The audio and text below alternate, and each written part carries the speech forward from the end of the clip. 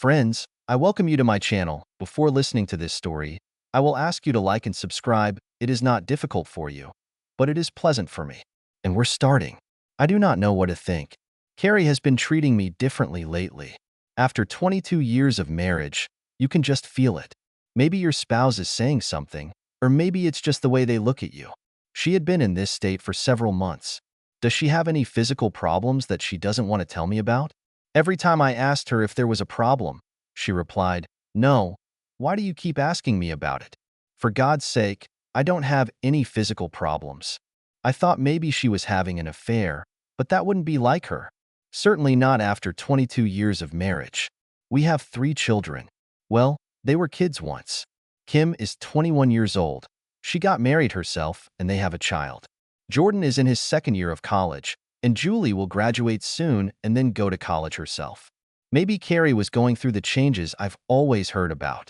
It really got on my nerves. I started to look at her more closely to see if anything had changed. Didn't I come up with a bunch of things in my head and then step over the edge? It's so hard to explain. I'm not a writer, so it's just hard for me to find the words. The best way to describe it is an inner feeling. Deep down, I knew something was wrong. Our lives haven't really changed much in the last 15 years or so. We're making love, whatever you want to call it, either in a missionary position, or I like to take her from behind. Other times I lie on my back, and she sits on top of me. It always seemed normal. Of course, it wasn't like the first few years, when all we did was make love like rabbits. That's the way life works. Almost everyone we knew seemed to have a marriage like ours. That's why I've always considered us the norm. We make love about once a month or two. From time to time, if we were excited, we would do it once a week or more often. Are we in love with each other? I've always thought so. It wasn't something we talked about a lot. Deep down, I believed that we cared about each other. We weren't a storybook or a fantasy. We were real people in the real world. We both worked, paid the bills, and enjoyed our family. Just ordinary people. I noticed that when she went to work, she didn't dress differently. Even when she left work with the girls, nothing seemed to change. One day, she and her work colleague Michelle went shopping together. I decided to follow them, even though I felt it was wrong. I kept my distance as they moved from store to store. Nothing seemed out of place.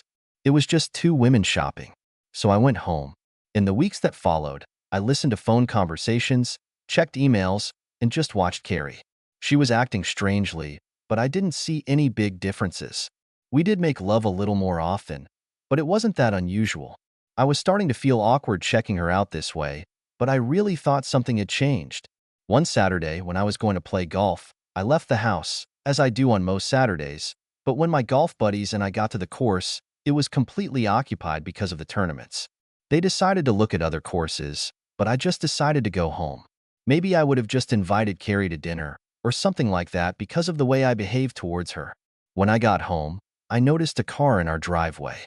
I think it belonged to her friend Michelle, but I wasn't sure. I walked in the front door and heard moaning. As I approached the bedroom, I thought about my worst fear. I lost my temper and shouted, "What the hell is going on?" Looking at the shocked faces of both women, Carrie looked up in complete surprise and screamed, "Oh my God, Jim! Oh my God! Oh my God!" She kept repeating it. Michelle jumped up and, without saying a word, quickly put on some of her clothes and quickly left. I just stood there for a minute, looking at my wife. I didn't know what to say. Tears were streaming down her cheeks. She got up and put on a bathrobe. "Jim, please, let me explain, please." I stood there completely stunned.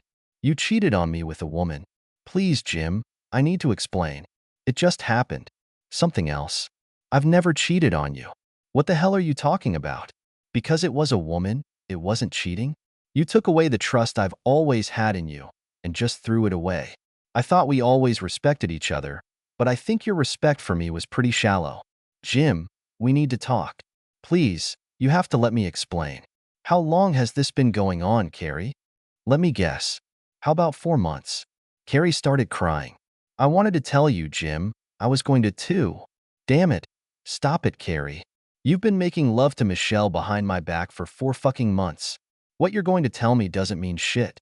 We have a family together, and I thought we had a loving relationship. I guess I was wrong. The love in this relationship was one-sided. Jim, it just happened. I didn't mean for it to happen. One day Michelle and I. Carrie, I can't talk to you right now. You disgust me too much. I have no idea what I'm going to do. I'm leaving, and I'm going to try to collect my thoughts. If it was with a guy, at least I could beat the shit out of him before I left you. For some unholy reason, you think it's okay to make love to another woman. I'll be back in a couple of hours, if I come back at all. Jim, I need to tell you. I heard her voice when I got out and got into the car. I wasn't a drinker, but I needed something stronger than coffee. I went to one of the local clubs I was a member of and tried to collect my thoughts. God, I couldn't believe it. Why would she do that? Where should I go now? I know I have to listen to what she has to say, but I knew I wouldn't be the same no matter what she said. I remember reading about two women doing this and how erotic it was. Well, I'm here to tell you that catching your wife with another woman is not erotic. It's sad and really painful. I returned home about 3 hours later. Carrie was dressed the way she usually dresses and made coffee. She asked if we could sit in the living room, and she would tell me exactly what happened. Madness raged inside me. I was just hoping that I could listen to her, but I had my doubts. I sat down on the sofa and she came over to sit next to me. Please sit on the chair. I don't want to be around you.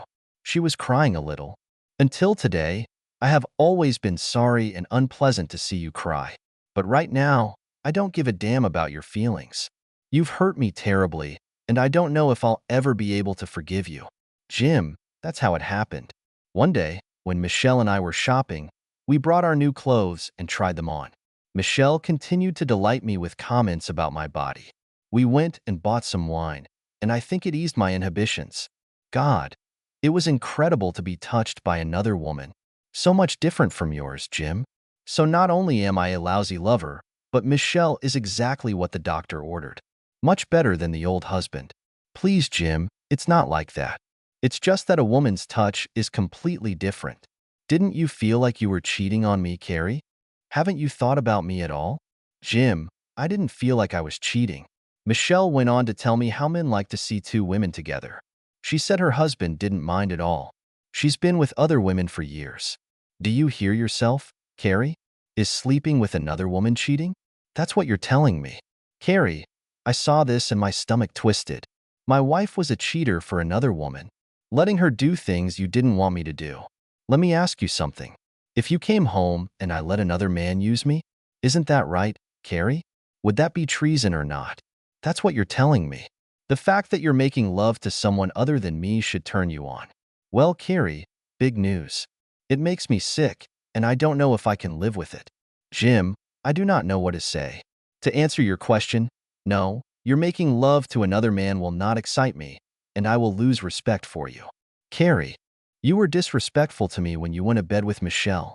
I don't want to touch you. I've lost all the respect I've ever had for you. You see, love is more than just a bed. These are honesty, affection, trust, loyalty, and respect. You don't have any of this left for me. I do not know what to do. I'm moving into the guest room. I don't want to be in the same bed with you.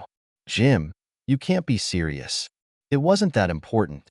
Are you willing to sacrifice 22 years of marriage because I slept with a woman? Jim, I didn't want to cheat on you with another man. That's why I tried something new with Michelle. Carrie, it all starts with Michelle. Now you have a taste of a new life. It's not going to end there. If you're a cheater for Michelle, you're going to be a cheater for someone else soon. You've just started your new life. I'll start looking for an apartment. Please just leave me alone and stay away from me. You can explain your new lifestyle to the children. I'm sure they'll be interested to know that sleeping with a partner of the same sex is not cheating. Jim, maybe in some ways it was cheating, but I didn't think about it that way. But you're overreacting. Michelle and I don't do this all the time. Maybe once a week or two. I was just trying something new. Please try to understand. I almost feel sorry for you, Carrie. A husband with 22 years of experience doesn't mean anything to you. I just got up and left. Our life went on. I started sleeping in the guest room. Carrie tried to be very nice to me, but I just didn't take it in. Something inside me has disappeared. Maybe it's my pride, my ego, my self-respect. Whatever it was, I lost it. In the following weeks, I was away longer or worked longer. Anything to avoid having to go home and see Carrie. She acted like the problem with our marriage was my fault. She just went on with her life. I do not know if she went to see Michelle again because of her lesbian love affair. She stopped talking about it. I know she saw Michelle at work, but she never mentioned it to me. My life has been miserable. One day, I came home half drunk and thought I'd try to make love to Carrie to show her what she was missing. The thought of her and someone else, man or woman, stopped me dead. I looked at her, just got up and went to my room. Life sucks for me. On Friday, I went to the club to have a couple of drinks. I had to do something. I decided to make one last attempt. I know I still loved her. I just wasn't sure if I could live with her new lifestyle. Another conversation with Carrie. She will have a choice. Her new lifestyle or me. I headed home hoping for the best. When I got there, the house was empty. Carrie wasn't there. So I headed over to Michelle's, thinking the worst. When I got to Michelle's house, I saw Carrie's car parked in the driveway. I went up to the house and knocked on the door. I was going to give Carrie an honest and fair choice. Enough of this shit. She will either stay married to me and lead a monogamous lifestyle, or she will be able to lead her lesbian or bi lifestyle without me. The choice is hers. I knocked on the door again, but there was still no answer. I walked around the back of the house. They had a pool and a fence for privacy. I opened the gate and looked into the pool. No one swam. When I entered the courtyard, I saw Carrie lying on a chaise longue. Well, it looks like Carrie's decision has been made. They were so engrossed in their actions that they didn't even notice me. I looked at their patio door, and Michelle's husband was standing there. Of course, he liked to look at my naked wife, who lay with her eyes closed, allowing Michelle to do whatever she wanted with her. At that, Michelle looked at Roger. Oh my God. She was going to let Roger use my wife. Michelle blocked the view so that Carrie couldn't see Roger approaching her. Roger walked slowly towards them. I couldn't let that happen. Even if she wanted it or had done it before, I wasn't going to let it happen. Not in front of me. I pounced on him. I started hitting him with all my might. Carrie opened her eyes and screamed, as did Michelle. I kept hitting and hitting this man with everything I had. Then I started kicking him. I let out all the pent-up rage I had been holding in. I had a brother-in-law who was a policeman. He said it was very difficult to beat a man to death with your bare hands. I was at this stage. Roger was a bloody mess, and my hand was covered in blood. I didn't know if it was my blood or Roger's. I was a maniac doing the only thing I could do. At this stage of my life, I was saving what dignity I still had. My hands are swollen. Carrie and Michelle both screamed at me to stop, and each of them grabbed my arm. I pushed them away and threw them into the pool. I started to come to my senses and kicked Roger again. Then, when Carrie shouted something at me, I ran out of the yard and headed home. I was going to go, pack my suitcase quickly and leave home. I never wanted to see Carrie again. Yes, she was the love of my life, but I hated her. When I got home, I ran into the house and started packing my bags. The phone rang. I wasn't going to answer it. The message from Carrie was recorded on a dictaphone. Please, Jim, don't go anywhere. I'm going home. Please, please wait for me. I don't. I've heard enough excuses. I hurried to pack my things. I didn't want to be there when she got back. I grabbed my suitcases and headed for the door. When I went to my car, a patrol car pulled up. The officer said, "Mr. Jones, you are under arrest. Please put down your bags and put your hands on the hood of the car." They handcuffed me and put me in a police car. As they drove away, I saw Carrie pull up to the driveway, watching the patrol car drive away. When we arrived at the police station, I was arrested on charges of assault and battery. Michelle must have called the police after I left. I didn't care. No pervert can cuckold me. As soon as I was arrested, the police provided me with medical assistance. My hands are swollen to almost twice their normal size. I broke 2 joints and got several cuts and abrasions. The doctor said that because of the condition of my hands, it would be unpleasant for him to see what the guy I beat up looked like. What was I turning into? I've never been such a cruel person. All I wanted in life was to have my own family and a loving wife. It seems that he wanted too much. I had one phone call to make. I contacted my lawyer and talked to him. I told him that I didn't want Carrie involved, that it was between him and me. He said it was too late. Carrie has already contacted him and arranged for bail. Bob, my lawyer, said I did a really good job with Roger. I was lucky that I was only charged with assault and battery. It could have been an attempted murder.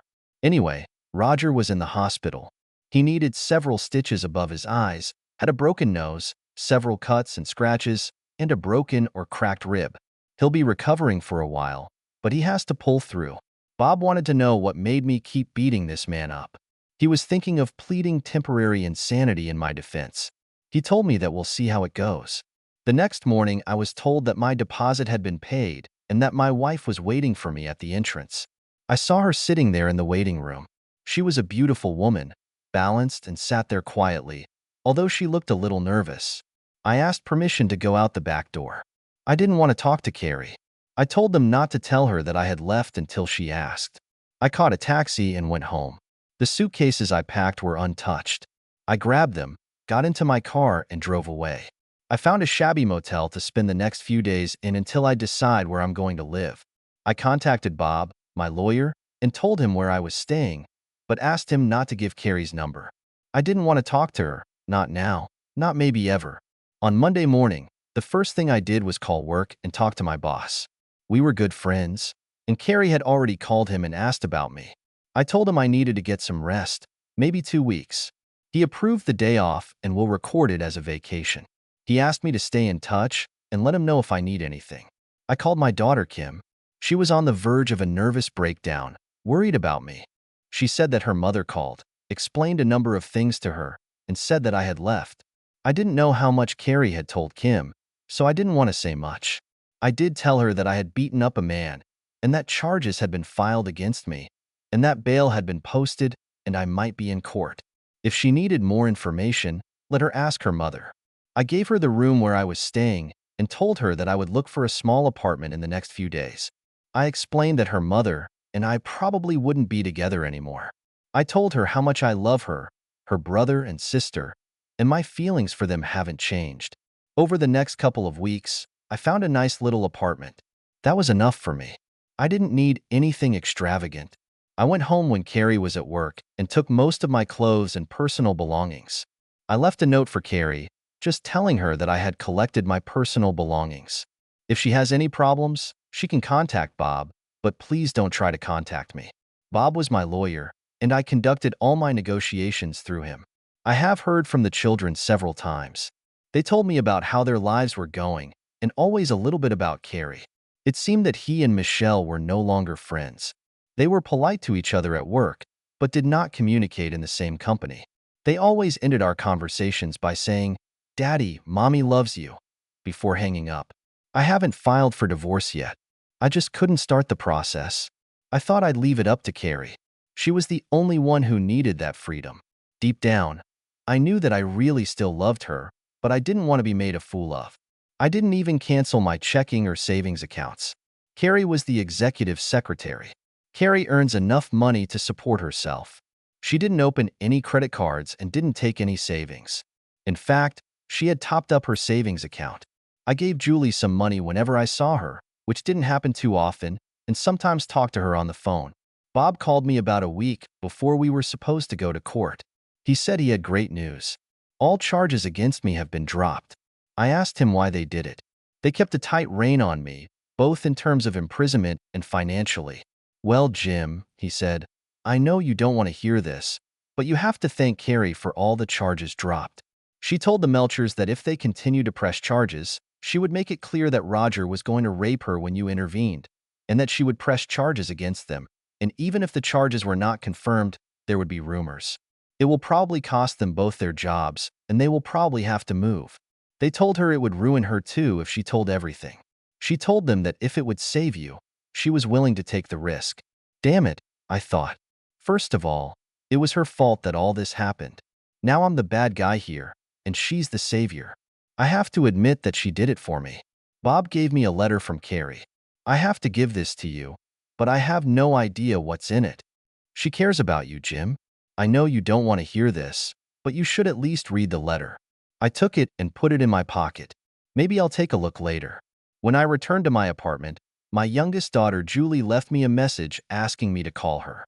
So I called her on her cell phone, and when she answered, she really seemed happy. "Dad, I heard that you are a free man and, according to Mom, a hero, and saved her. I always knew you were special. Dad, the reason I'm calling is for Thanksgiving dinner. Kim's family will be there, as well as Jordan and his new girlfriend, whom you should meet. Can you do it, Dad? Will your mom be there, Julie? Yes, Dad, Mom will be there, but it will be at Kim's house. Please, Dad, come. We all miss you. Dad, Mom is very sorry. She didn't realize how much she hurt you. Honey, I'm going to your grandparents for Thanksgiving. Thank everyone for the invitation, but I can't see her right now. I love you, honey, and tell everyone that I love them. Does that include Mom? Dad? I couldn't answer her, so I just said goodbye and hung up. I didn't go anywhere for Thanksgiving. I didn't want to discuss my personal problems with Mom and Dad. They've aged, and it would probably just hurt them. Besides, they loved Carrie, and I knew they would tell me to just forgive her. It wasn't that easy for me. Christmas was approaching. I asked Julie to go shopping with me to buy something for everyone. We had a lot of fun. We ate at the Red Lobster and shopped at all the best stores. When we went to a store, Julie said she needed to buy something for her mom. She found some beautiful outfits that I knew Carrie would like. Julie looked at me and said, Dad, could you lend me some money so I can buy these outfits for Mom? I don't have enough. Only if you promise not to put my name on any of the gifts. You can buy whatever you want, and you don't have to give me the money back. Great, thanks, Dad. She started to dial the bill. In the end, I had to transfer the money to a credit card. She bought her mom more than $500 worth of clothes. I bought gifts for everyone except Carrie. Julie looked at me and said, Dad, just so you know and don't want to feel stupid, I know that Mom bought you something, so it's up to you to decide if you'll buy her anything. And healthy again. If I don't buy something for Carrie, then I'm a bad guy. I looked at Julie and said, Okay, blackmailer, what should I give her? Julie smiled and kissed me on the cheek, and then dragged me to the jewelry store. She chose a diamond necklace and showed it to me. What do you think, Dad? Doesn't that tell you something about Mom? I had to agree with the little blackmailer. The necklace had Carrie written on it. Well, Dad, yes or no? The necklace cost $450. I looked at the smiling Julie and the ridiculous $450 price tag. Okay, but that's all I buy her. How can you refuse your little girl? It's damn impossible. When we were returning home to Julie from the store, Julie asked me if I had read Carrie's letter. She asked me to please read this and said that I need to know how her mom feels. I stopped in front of the house and said, Okay, I'll read it. Are you going to help carry the packages? No, I'm not going into the house. If necessary, you can go several times. As she walked away, I looked at the panoramic window and saw Carrie looking at me. It was the first time I had seen her in months. I had to look away. I said goodbye to Julie and returned to my apartment. With nervous fingers, I opened the letter, expecting anything. Dear Jim, first of all, darling, although you may not believe it, I love you with all my heart. Yes, I know that being with Michelle betrayed your trust and the vows we made. Believe me, I didn't know her husband was there that day. I would never betray you with another man. You were my first, my only, and you will be my last. I am truly sorry for everything, and if I could, I would change everything. I could come up with a lot of excuses for the lousy schedule we both have, that we weren't completely happy with our lives, just wanted something different. But these are excuses, not reasons. I made a mistake, Jim, every time I was with her. Mistakes that I pay for every day because I ruined the union between the two of us with something as pathetic as liberation, as well as a lie. The affair destroyed our marriage. The lie destroyed your trust, and I will forever regret it. If there is any way to fix what happened and make us whole again, I would do it. I know you hate me. I know that you don't want to look at me and that I probably disgust you. In a marriage that has lasted as long as ours, you understand your spouse, or at least you try. I know you can't forgive easily, but I hope that someday you will try. We have children together who love both of us. I also hope that one day we can enjoy them together again. Let me know when you want to see them or spend the holidays with them, but you don't want to see me, so I'll leave for that time. I love you, Jim, and from the bottom of my heart, I hope there's some way we can handle this, for you and me. Carrie. After reading this letter from Carrie, I burst into tears. God, I loved her, but I hated what she was doing. I had to think carefully about what to do next. I was so lonely lying in bed and tossing from side to side for a long time. I just couldn't sleep, got up and went to the computer. I decided to read some stories, some true life stories. There were several stories about men who were lonely during the holidays, mostly because of the death of their wives. These men were sad to lose their wives and spend the holidays alone. Some of the stories brought tears to my eyes. These stories really got me thinking. I had a wife that I loved. She wasn't dead or in a coma. She was alive and well. So if I were in the shoes of these other men, what would I wish for? I would certainly like to get my loving wife back. It was Friday night. I was at home crying for a woman who lived only 5 miles away. I didn't want to live my life without her. I wanted her to be by my side. I wanted to die an old man next to her. Damn, it was already midnight. I didn't care.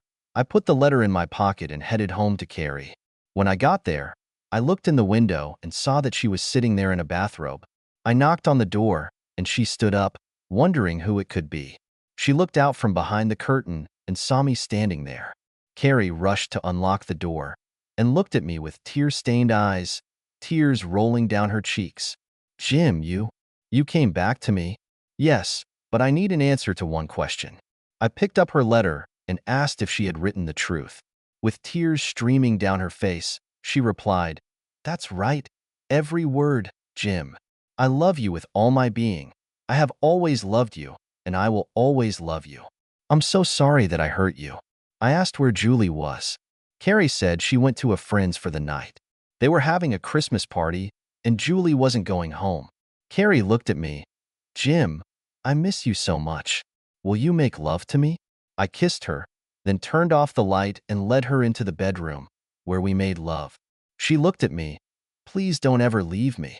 I will do everything in my power to return your love, respect, and trust. I will try." And tonight we took a big step in restoring our love. I fell asleep in Carrie's arms. Right before going to bed, I was reminded of the stories I had read about loneliness. That's not going to happen to me. Not now, not ever, as long as Carrie is with me. The epilogue.